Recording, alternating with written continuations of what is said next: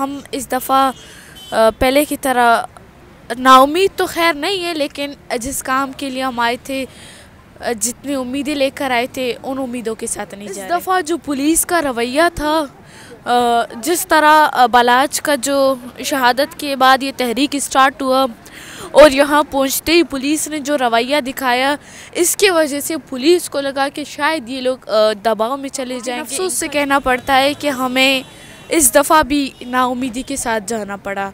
लेकिन एक बात ये है कि हमने अपने मुतालबात स्टार्टिंग से UN से किया था। जो है ना, आप यहाँ से जो है ना पूछ करने वाले हैं, आप मुझे ये बताइएगा कि कितनी उम्मीद लेकर आए थे आप इस्लामाबाद और क्या यहाँ से लेके जा रहे हैं? वालेकुम अस्सलाम।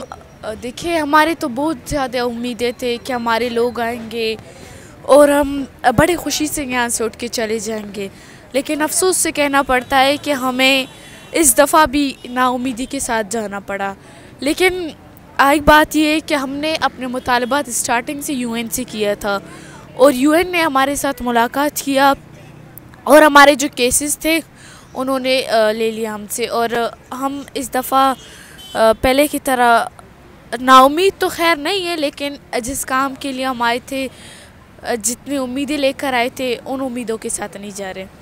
अच्छा, मुझे बताइएगा कि यहाँ पर आप लोग आए, तकरीबन 60 दिन आप लोगों ने गुजारे। आप लोगों के इससे पहले भी यानी कि कई अप्रोच तकरीबन साल में 3 धरने तो यहाँ पर आते हैं। इस बार जो है ना, इस धरने में कौन सी ऐसी खासियत थी कि आपकी आवाज़ तकरीबन पूरे पाकिस्तान तक पहुँची है? इससे पहले जितने भी धरने आए उनकी नहीं पहुँच पाई। देखिए, हमने हमेशा की तरह यहाँ पर धरने दिया है, हर दफ़ा हमने धरना दिया है। इस दफ़ा जो पुलिस का रवैया था, जिस तरह बलाच का जो शहादत के बाद ये तहरीक स्टार्ट हुआ और यहाँ पहुँचते ही पुलिस ने जो रवैया दिखाया, इसके वजह से पुलिस को लगा कि शायद ये लोग दबाव में चले जाएंगे, इनका जो केस है वो ख़त्म हो जाएगा। लेकिन पुलिस ने एक दफ़ा भी ये नहीं सोचा कि ये केस और हाईलाइट हो जाएगा और मैं अपना मुँह खुद काला कर दूँगा। यानी कि इस बार जो आपका जो ये जो धरना था, ये पुलिस वालों की ही वजह से ही जो है ना हाईलाइट हुआ।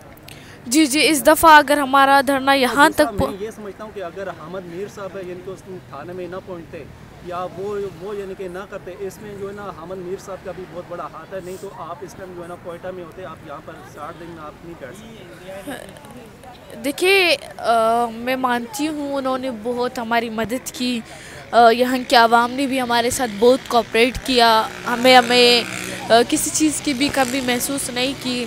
हम रात को भी यहाँ बैठा करते तो हमारे लिए लोग सूप लेकर आते थे, चाय लेकर आते थे। हमें यहाँ के आवाम से कोई शिकवा नहीं है। क्या मैसेज देना चाह रही हैं जाते जाते? मैं यही मैसेज देना चाहती हूँ कि हमेशा इसी तरह आप मज़लूम के साथ खड़े रहें कि कल को ये दिन आप पे आया तो हम भी आपके साथ खड़े होंगे। शुक्रिया।